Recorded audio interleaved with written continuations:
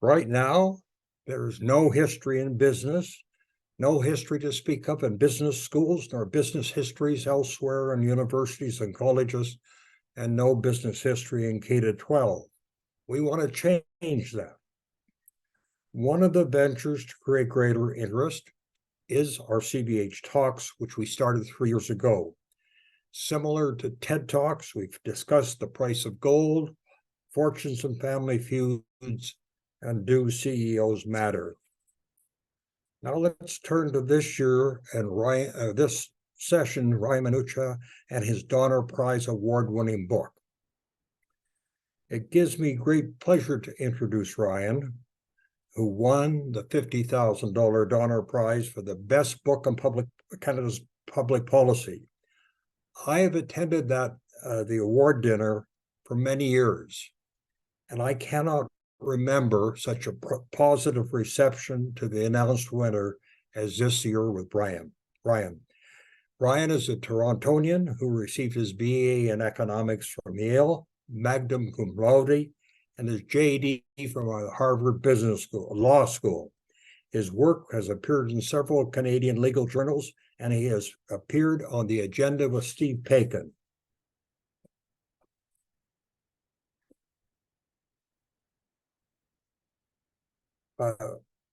When I taught Canadian business history at Rotman, I used something called the Stern-Diamond model as the opening framework. Given how well the Blue Jays are doing, I think it is an appropriate way to introduce Ryan's talk. Could I have the model put up, please?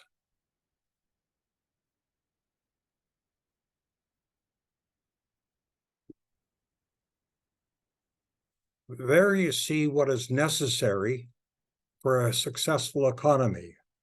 Home plate is the government's there. We can't get away from that fact. But what we want is a non-predatory government.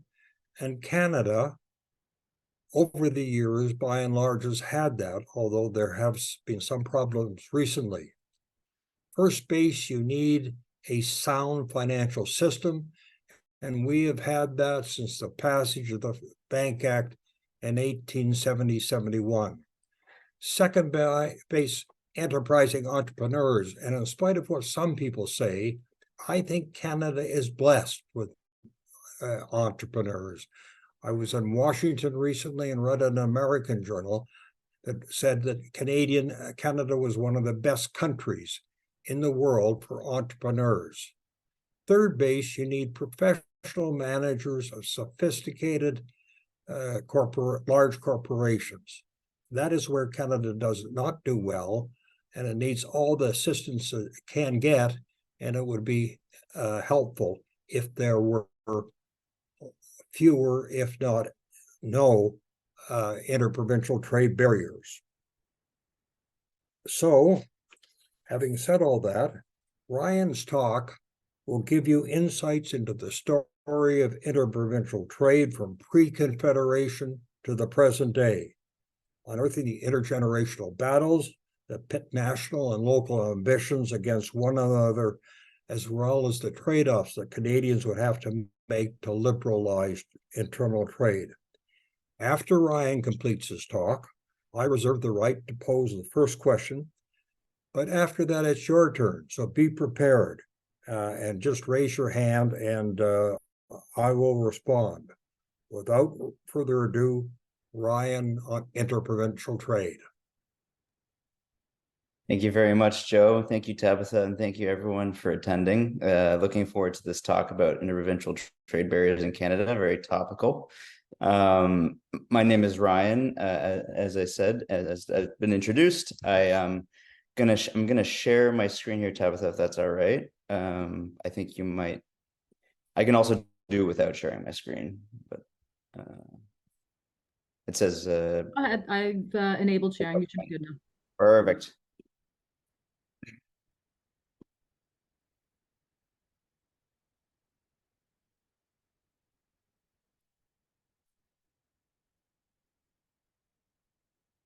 Okay. Sorry about this.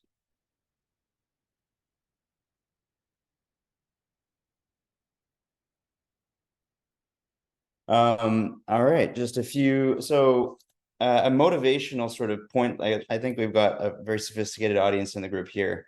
But I like to start with a motivational question, Canadians march behind the same flag at the Olympics and, don the same uniform in times of war. We even send PPE to each other during the pandemic.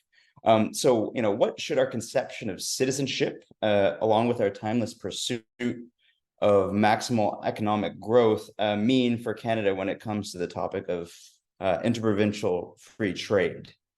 This being part of a common nation privilege us to something special when it comes to trade across frontiers. As kindly noted by Joe and Tabitha, my book did win the award this year. And this is a little bit about me, but Joe gave me a kind introduction, so I don't think we need that. Another motivational image here, we can have all these Canada is a very sophisticated trading partner. Our negotiating teams in Ottawa and even at the provincial level are some of the best in the world. And that's because Canada is a well-known middle power, and Canada has to rely on the global trading rules to protect its interests. Ironically, notwithstanding the fact that Canada has devised some of the most sophisticated international trade agreements with foreign nations, we seem to have this sort of, as you can see in this image, barriers, physical and otherwise, between provinces, and what gives.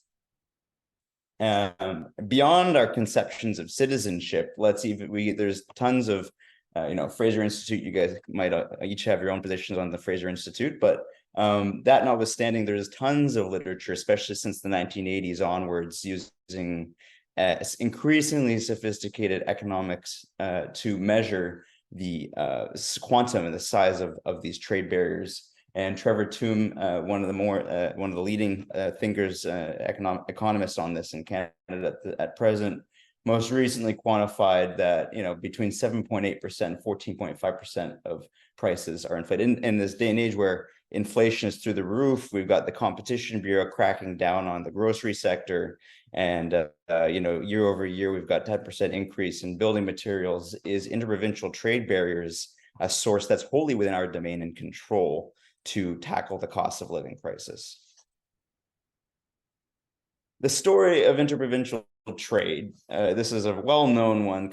We can think about our friend Gerard Comeau, who back in 2012, every quarter or so, he would drive from Tracadie-Sheila over to Campbellton in Quebec to pick up, let's call it, 10 to 12 cases of beer. It was cheaper there. He would make his cost savings.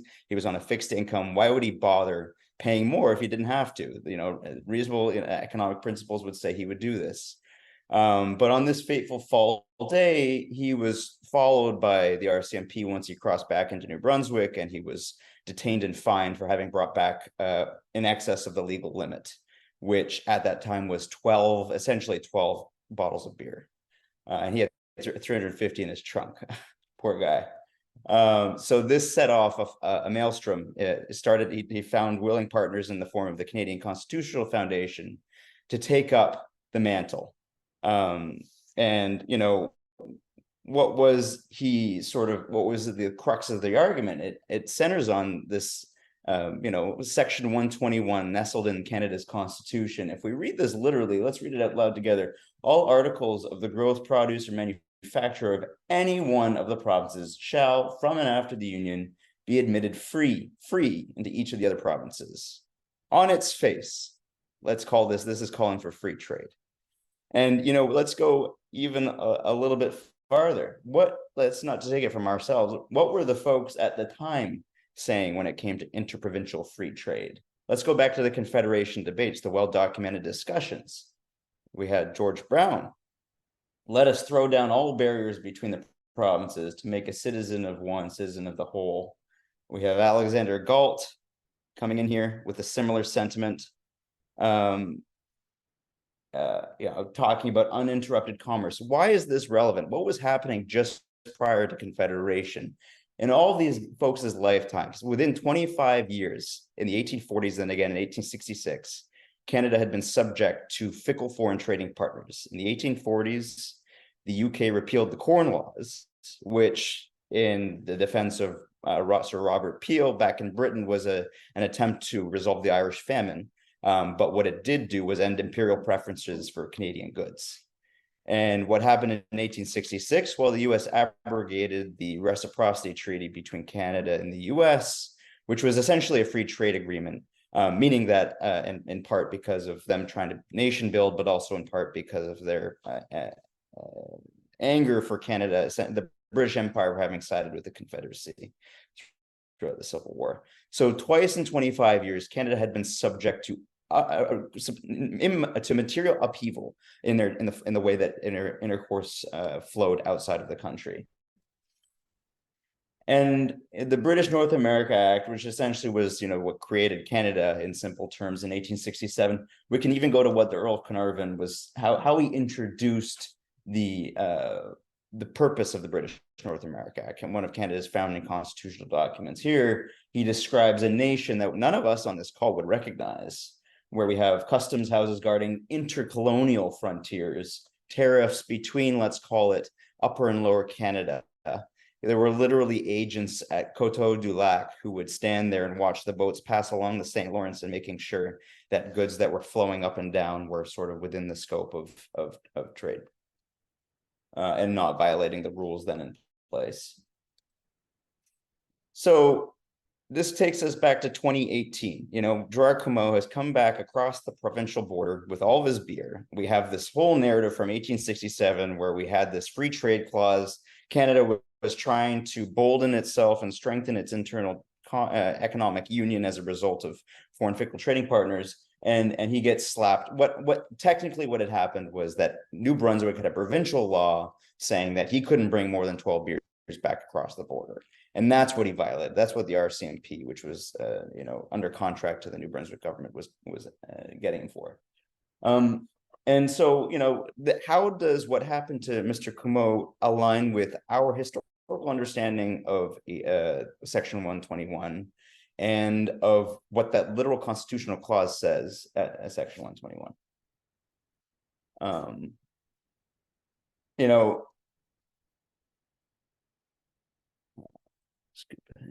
So I think what's important here, this is a really simple diagram here. What is a trade barrier? What did they mean by free trade back in 1867? Perhaps that has part of the explanation.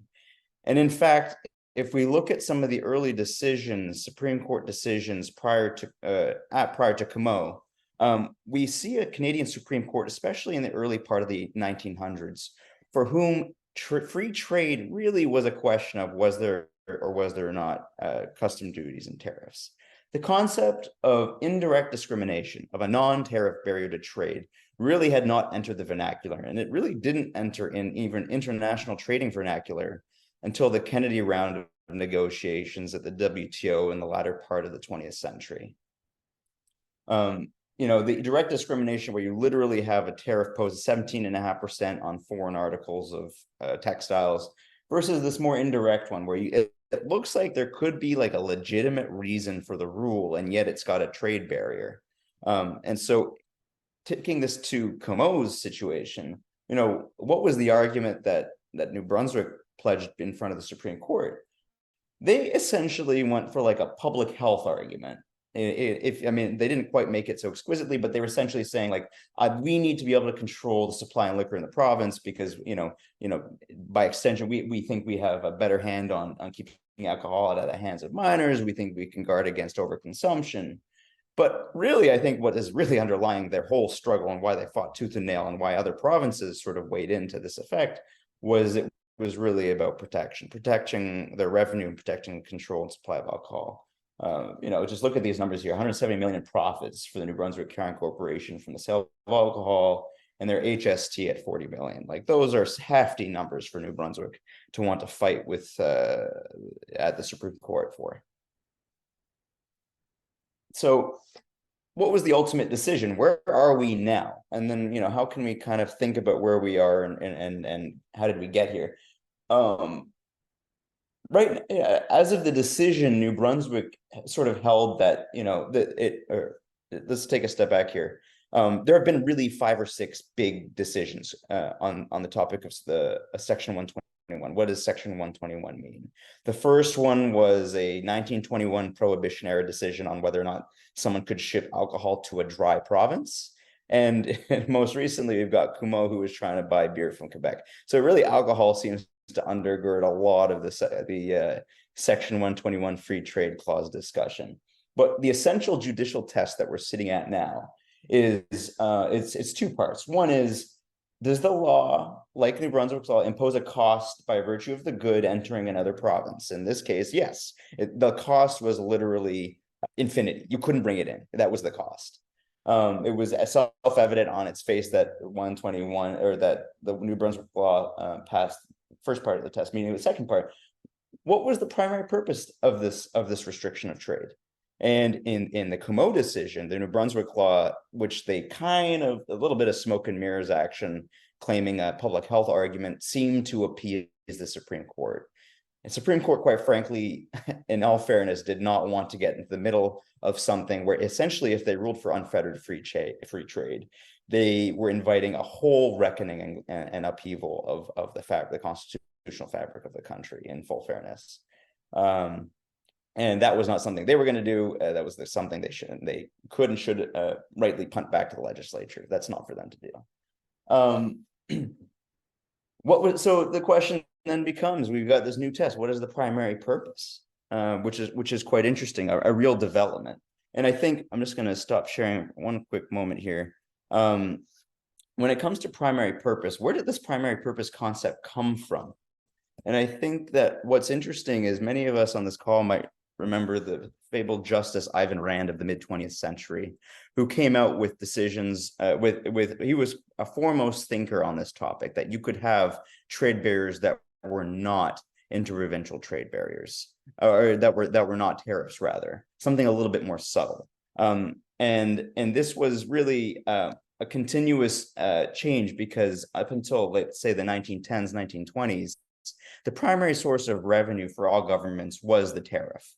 And then suddenly countries like Canada had the sophisticated apparatus of income taxation. No longer did we need to rely on tariffs and custom duties to raise government revenue to spend on government services.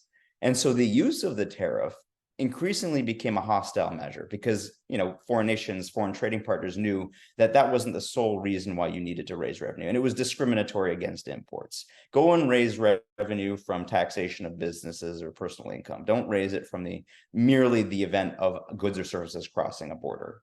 And Ivan Rand really picked up on this thread 70 years later, and it wasn't until the Cuomo decision 70 years after his first, it was a concurring opinion, that the Supreme Court really almost advanced Canadian jurisprudence on what free trade means into the modern era. And at the current rate, we're running 5 or 6 cases on Section 121 over the course of 100 years. That's, let's call it like a case every 20 years. So we won't see the next Section 121 case at this rate until 2040 perhaps. And at that point, I think what we're going to deal with is, what is primary purpose? So New Brunswick hid behind this argument of public health. Like, well, then what's the test for primary purpose? Like, is it anything that a government can throw up and say, hey, like, we have some ostensible measure that we think is sufficient to justify this protection? Or does a judge have to sort of do a bit more digging? Let me reshare my screen here.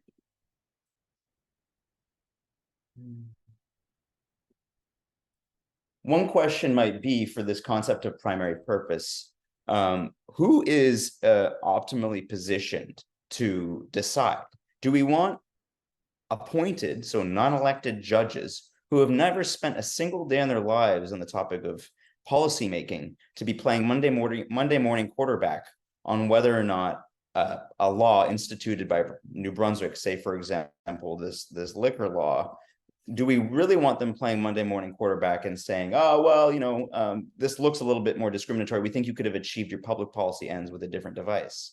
Now, in the US and at the WTO, that is the case.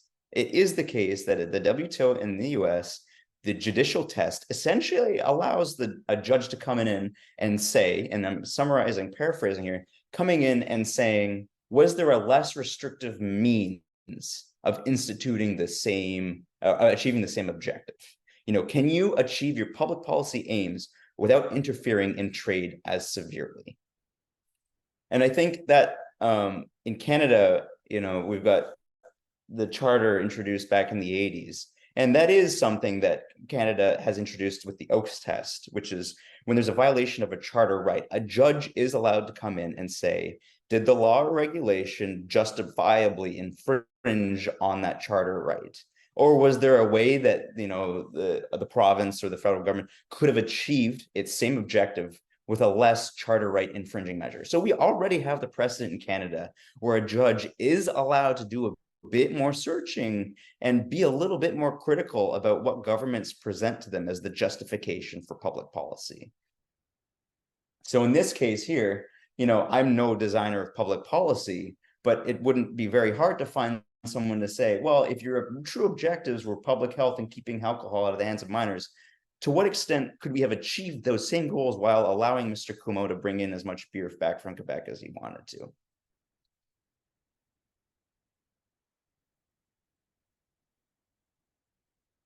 We've had a couple lower court decisions since Comeau. And in those cases, we're starting to see those lower court judges kind of flesh out for us, what is that search for primary purpose? And in one decision coming out of Alberta, we saw that the release of leaked memos and internal memoranda amongst government agents, essentially saying that the purpose of the measure was for protection, was sufficient to strike down the law. But we won't always get that lucky. We won't always get essentially the smoking gun of a leaked government email saying the reason they are instituting a rule is to protect a domestic industry. It's usually alcohol. For whatever reason, all these cases are about alcohol. In the US Supreme Court and the WTO, and my prediction is that when it comes to Section 121 and this primary purpose test, and it's not just mine, there were a lot of interveners, the most prominent of which I think was Malcolm Lavoie at the University of Alberta, who comes in and says the primary purpose test needs to be a cost-benefit analysis. We need a judge to do a bit more digging and unearthing why you need this protectionist measure in place. And was there something that was less restrictive?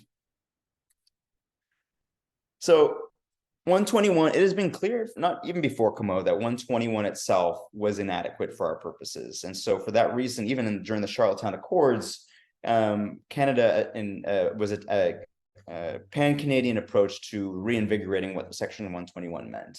Obviously, Charlottetown Accords failed, but what came out of it was, back in 1995, was this concept called the Canadian Free Trade Agreement, previously known as the Agreement on Internal Trade.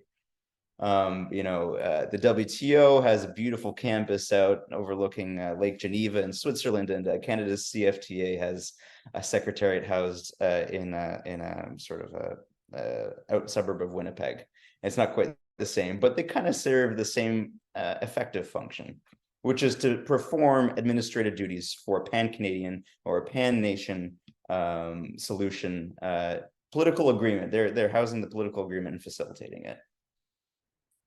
It came off with great fanfare. If we take ourselves back to the early 90s, Canada was coming off rounds of negotiating the Uruguay WTO rounds, the FTA, the NAFTA, all forms of GATT agreements and WTO agreements. We were, this was the era post, the Soviets had the Cold War just ended. This was like global internationalism sort of at its zenith. And this is when the Canadian Free Trade Agreement was born. It also goes to show that it was also born in the era, if we recall, the time when the Chrétien government was truly trying to download obligations down to the provinces because of the massive federal deficit, trying to shuck as much responsibility as it could. And then also remember what was happening was Quebec was trying to separate, and it was trying to, under Jacques Parizeau.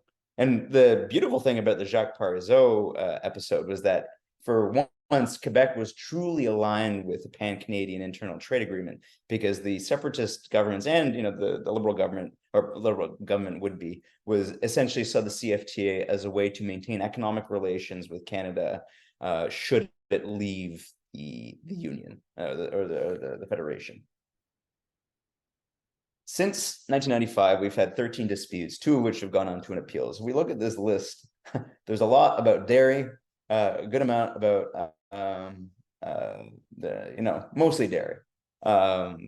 a little, alcohol in there. We've got one dispute here about what's it called?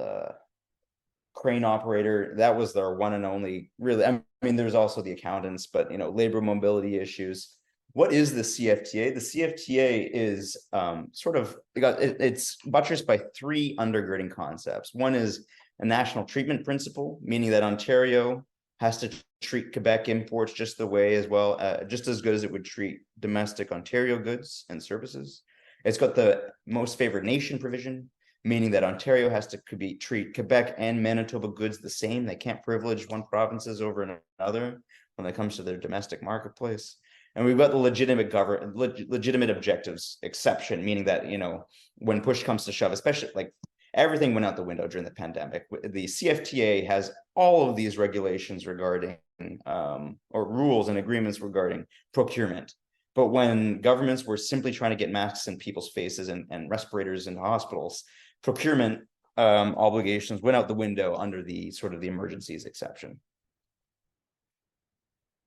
But really, when it comes down to what the modern internal trade barriers are, what are they? And you can see that it's disharmonious rules on first aid kits. It's disharmonious rules on construction codes, regulations governing duvets or upholstered goods, or what constitutes organic in Canada. Really complex technical issues. It's not real. I mean, you sometimes get episodes like what happened between BC and Alberta back in 2018, where Alberta was trying to get more bitumen out to the coastal shores, and BC said no. So Alberta said, okay, that's great. We won't let you sell your wine in Alberta. And that was like a real trade war. Back in the 70s, we had the chicken and egg wars, where provinces were shutting down access to eggs and chicken. So, eggs were rotting in fields in Manitoba, and it was really ugly. But really, the thrust right now at this present time when it comes to interprovincial trade is getting technocratic experts, sophisticated policy experts into a room to be able to resolve disharmonious regulation. Again, some of the more recent ones, it took 5 years to get synchrony on what should constitute a standard first aid kit across Canada. Right now we're looking at, what does it mean? It's very difficult to get workers' comp outside of your own home province, or, we have non-harmonious occupational health safety regulations across the country, which really create duplicative and true barriers for operators trying to expand and conduct business outside of their home jurisdiction. Again, case study right here, the estimated savings over the first 5 years with harmonious construction codes was going to be at 1 to 2 billion. And what does that mean in practice? Right now, we're going through a cost of living housing crisis, and these disharmonious construction codes. You can build up to 12 stories with timber in BC, but in Ontario, you're capped at about 6. And it really, if you look at the debates in the Hansard at the before the Senate most recently, there was this beautiful interchange between Canadian senator and the chief lobbyist for the steel and the cement industry, who said, well, you raise the cap for the maximum height on timber, and it's just like a 1-for-1 here. It's going to hurt us. And you get the senator responding, well, we certainly know your big conferences down in Vegas, where you guys like to host folks and entertain when it comes to sort of proselytizing the ideas of cement and steel. So like coming back, like the current frontier is the RCT. It's political agreement, and it's gradually normalizing folks to the idea that we can have synchronized or harmonious rules. The most recent frontier on this conversation was actually advanced very strongly by Premier Jason Kenney when he was still in Alberta, and I wrote a report with Trevor Toom on this topic, was the concept of mutual recognition.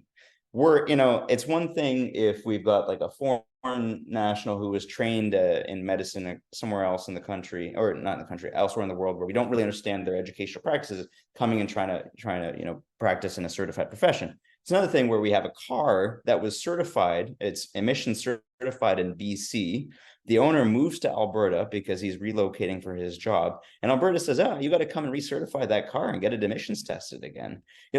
So we go back to first principles here. What does it mean that we're all, citizens of one nation? And should Alberta have some form of mutual recognition? We will recognize your emissions and your car inspection that occurs over in BC, because this is pointless. This is duplicative. This is a real unnecessary barrier.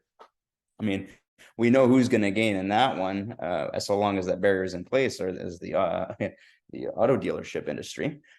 Putting that to the side, it really comes down to, and we saw it in 2020. Oh, sorry. We saw it in the mid 2000s, where we had what Trudeau and many media called the Gang of Eight. It was sort of left of center or right of center politicians, Blaine Higgs, Doug Ford, Jason Kenney, and a couple of others who were really, their political and philosophical leanings were all in favor of the concept of interprovincial trade liberalization. And that's what got us as far as we did. Stephen Harper's concept of open federalism, let's respect the provinces, let's tilt towards this idea of not, the federal government can always use the power of the purse to push and pull and force provinces to align. But what's really great is when you have this balanced approach where there's the respect for provincial autonomy, the open federalism under Stephen Harper.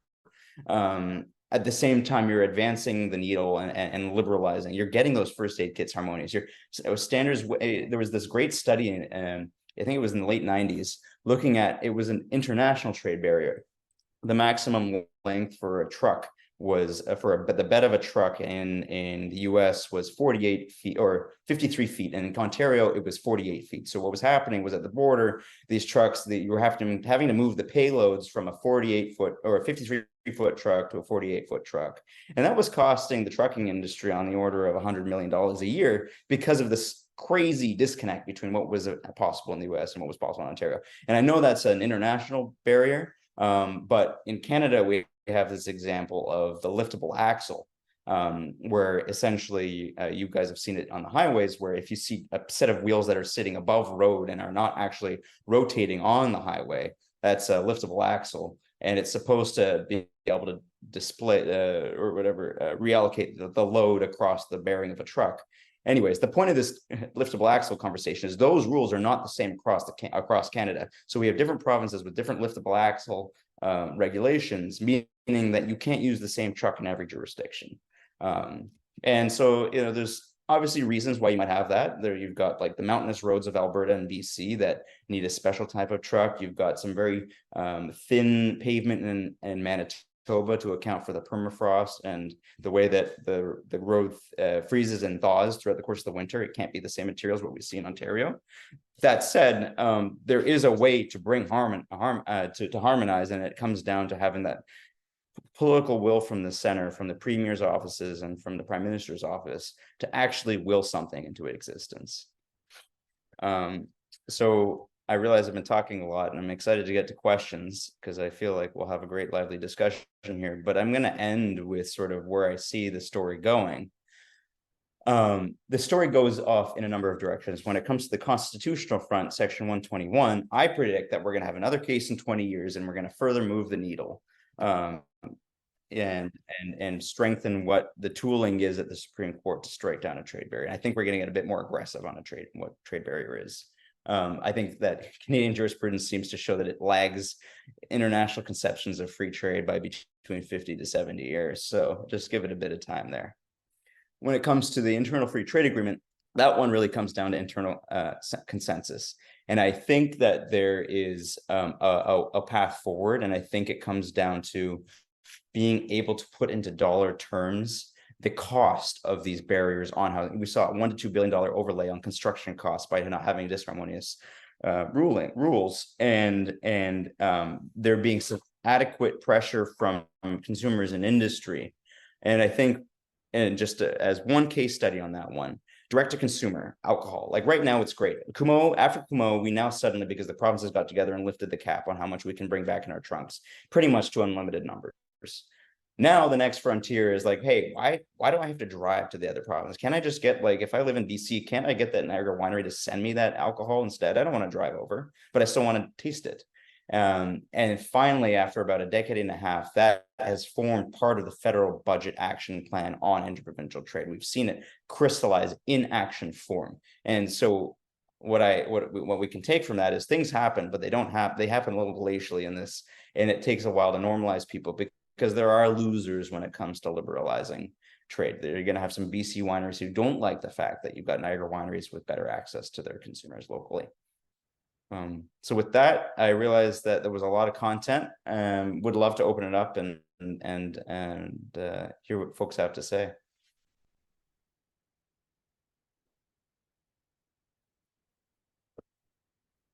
I think you're on mute there, Joe.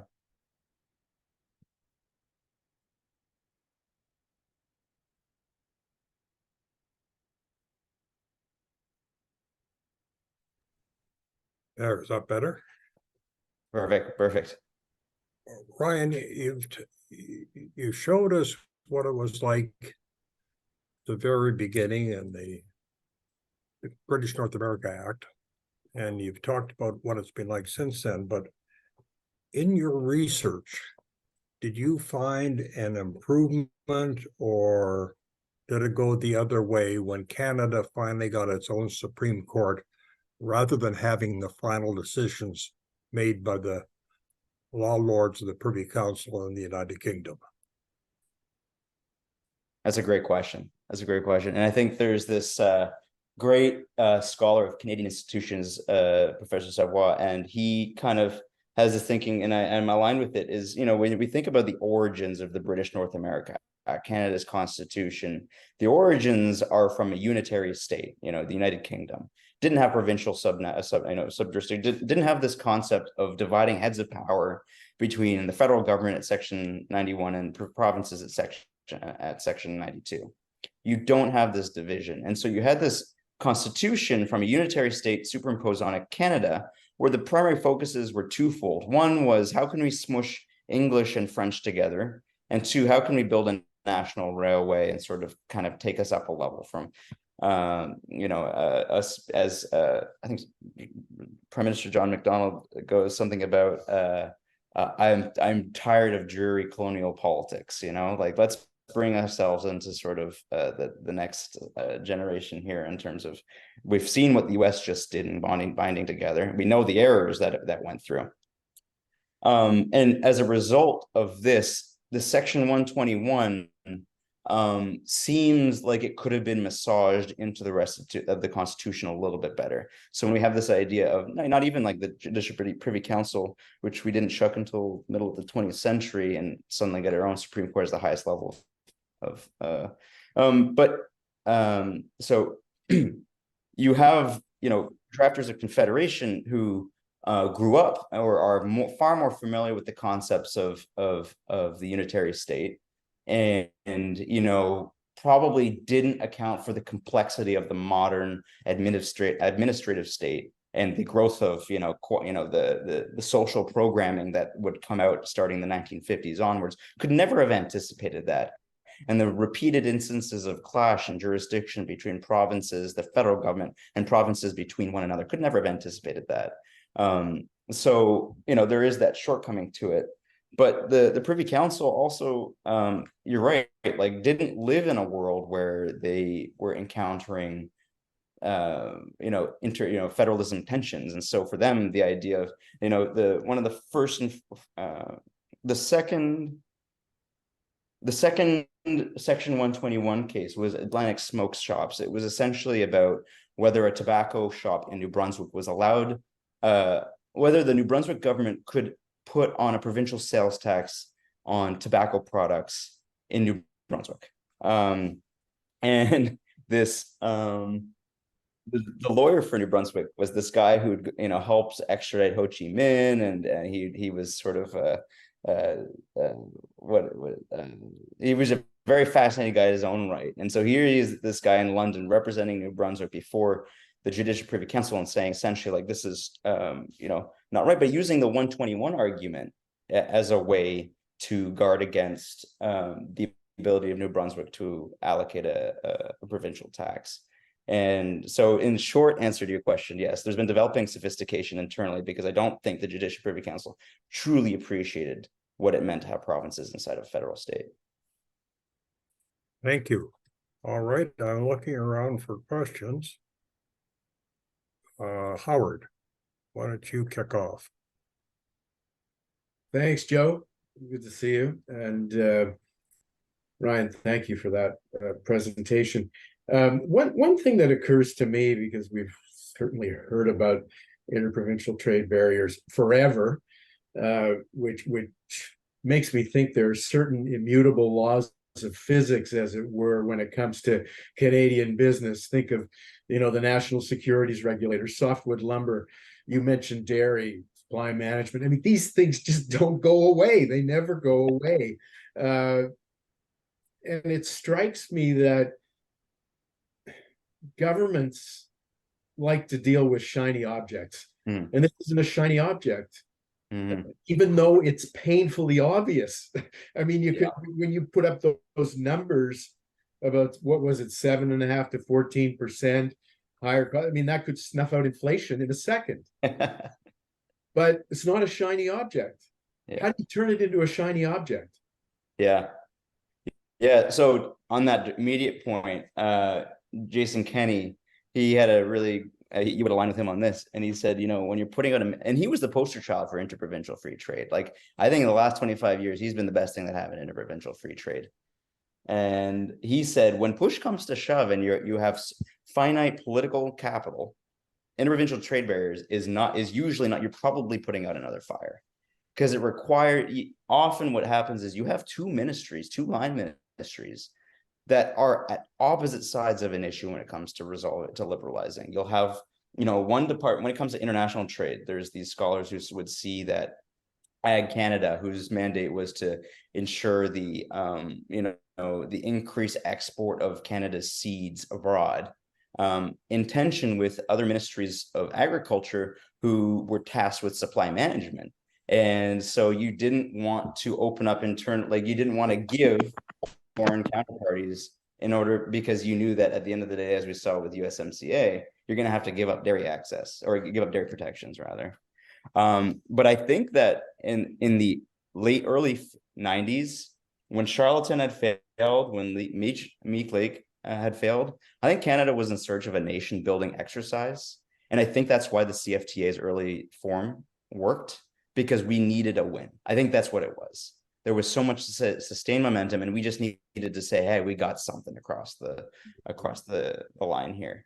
And I think Canada could be at that next stage where we could use this nation building exercise of sort of an internal summit, which pushes forward, a round of multilateral talks. Maybe it's a coalition of the willing, but it's, kind of like there are political philosophies that would say, like, this is a time to sort of refuel that our allegiance essentially to the economic union. And you need sort of a big event, kind of like a COVID. I think post-COVID, Chrystia Freeland going, we're French shoring, all that good stuff, resulting in internal trade focus. So Thank good you, question. Ryan.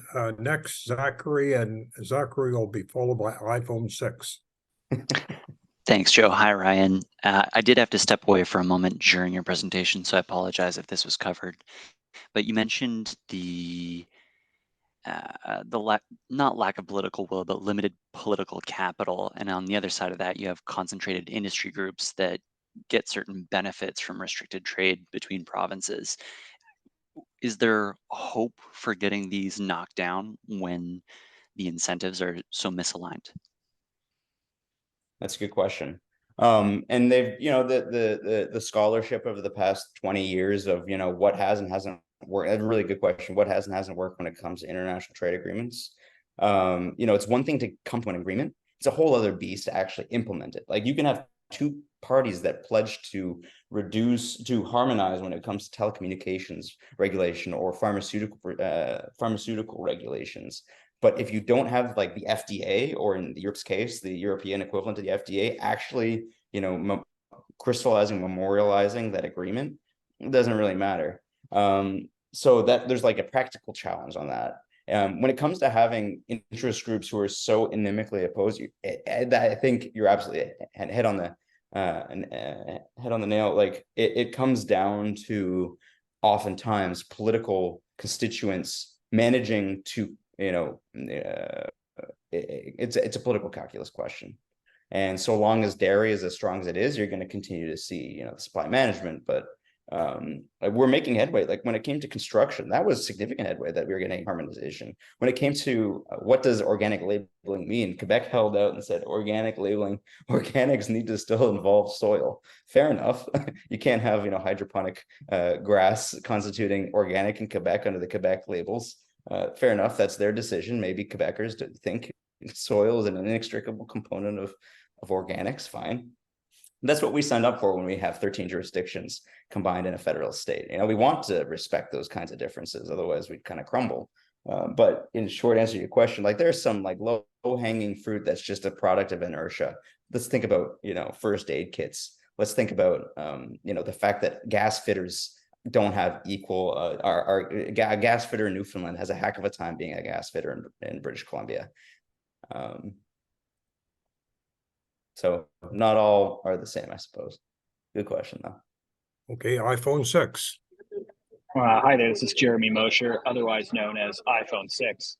Thank you very much for the presentation, Ryan, and thanks for the moderation, Joe. When it comes to interprovincial trade barriers, there's been discussion recently about the amount of increased electrical grid capacity Canada needs to be able to support the transition to EV. And then there's also been talk about how it's very challenging to sell power interprovincially. Could this be a place where the federal government can drive change? And I guess there's a question about logistics, like the mechanics of actually being able to do that. Is this more of a provincial conversation that the federal government would kind of try and be a conductor, like an orchestra conductor, or do they actually have any power to try and move things more forcefully? Really good question. It's funny you bring this up. There's one province, I don't have to name it because really, when it comes to interprovincial trade negotiations, they're a one issue province. And let's just say it's the same province that has a hydroelectric project that has gone way, way, way over budget and is at the far east of the country. And all they care about is being able to wheel their electricity across into Quebec, and not even just to Quebec, but through Quebec, westwards and southwards. But they're a little landlocked, so it's frustrating for them.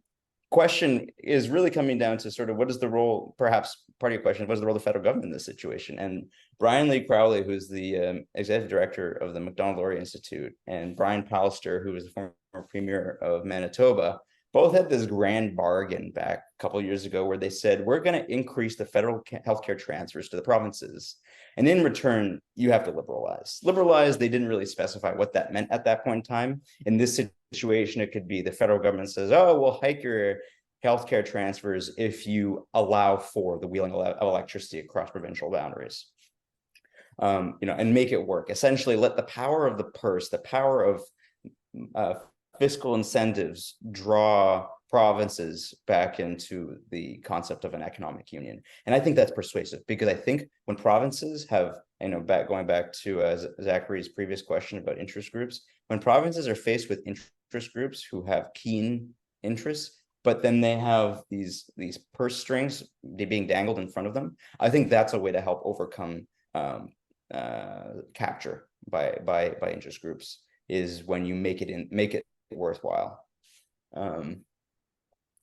Yeah, really, really good question. Ryan, we're getting towards the end. I'd like to ask another question. You began this research a few years ago. Trying to think back to when you were there then and where you are now, were there any surprises to you? Were there any people that you felt were much more broad-minded than you thought before, or any that were less broad-minded than you thought before?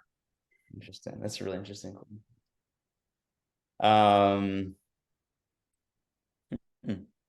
Well, it's very interesting. You can kind of track it. It's like I don't know if you get. I've subscribed to the concepts of negotiation theory, but every province comes to an internal trade table with different incentives. and it becomes like a 14-actor chess game, super multidimensional, super complex. And what was fascinating was hearing about the early negotiations of the CFTA, formerly the AIT back in '95, where you had these central tables of chief negotiators and then side tables of, energy and food and beverage and transport and health, all trying to negotiate. And what was happening was some of these side tables were going too fast. People were giving things up and gaining things too quickly, meaning that it decreased leverage at other side tables, especially let's call it the energy side table. And it comes down, so it's like it's not forgetting that every province and every individual representing their province comes with, are they a trade policy person? Are they a Ministry of Ag person? Are they a Ministry of Health person? Like, what is their interest? Is their sphere of power about to enlarge or decrease as a result of trade liberalization here? And once you kind of have that situational awareness, realizing where people are coming from, I found that some folks were better able to see the bigger picture, and I would say put the economic union ahead of all else. And I think some folks are certainly more focused on their subnational interests, or maybe even their personal interests when it comes to liberalization. And another thing that I did, I had, was sort of under the impression that things hadn't changed all that much. And as a plug for my book, as I describe in my book, kind of describing that things have liberalized, it's kind of glacial, but things have liberalized over time. And I don't think that we can write off liberalization having not occurred over the past 150 years. But Eric, please. Yeah, just maybe being a historian rather than doing public policy, looking backwards, we've been talking about the current sort of political economy, what interests and what shapes the lack of picking up easy games. Why has that been so persistent? Is it a diffuse gains that would have been gathered by a liberalization of interprovincial trade, and not a really heavy, like, not an industry hard enough charging? Historically, one would have thought that the railways or someone might have really become an advocate of interprovincial trade and knocked these down earlier. But just, can you talk a little bit about the historical interest groups and why maybe this never has been a great political priority? Yeah, no, that's a really good question. I mean, on that point, I think one facet of history that's quite interesting on that point is the evolution of the discipline of economics in Canada, sort of confederation to the present. And it really wasn't until, the early 20th century, maybe even first quarter of the 20th century, that we saw the professionalization of economics. No longer did we have stockbrokers and priests, heading up the economics departments, but it was, actual academics trained usually abroad, but then domestically trained, especially at U of T. And the concept that came out of that was then the intersection of mathematics and economics and the concept of optimization.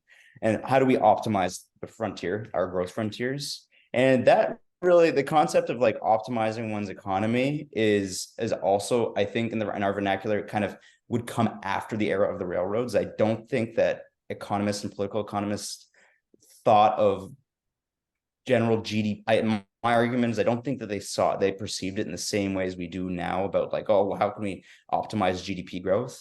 I mean, I don't even think they had the tooling to sort of truly compute accurate numbers. But I think that what's happened is really sort of the international sphere of trade policy, and Canada sort of playing catch up and using it as a model. Could be sort of and we always lag behind how that works, but that's sort of being the pace at which we're pushing. And it may not be good because we've got the Trumpian era of no more free trade, so maybe that heralds no more free trade domestically, which very well could be the case. It could be friendshoring internally. I mean, we had the Ralph Goodale and Klein and Gordon Campbell out in the early 2000s who came together we have the pan-Canadian CFTA, but they have a regional Western Canada free trade agreement. And I was like, oh, wow, okay, there we go. It's good. Couldn't find enough provinces willing to go farther on free trade, so you guys went ahead. So that's one option. All right. I think at this point in time, I'm going to wrap it up and begin by saying thank you to Ryan for a terrific and illuminating presentation. For those of you in the audience, if you enjoyed it and want to see it again, we'll just go to our YouTube channel. It will be posted shortly. And if we have all of our past CBH talks available to watch on our YouTube channel. It's named Canadian Business History Association, and people just need to search our name in order to find our channel. So to the audience, have a good rest of the day. Au revoir, but not goodbye. Take care. Thank you.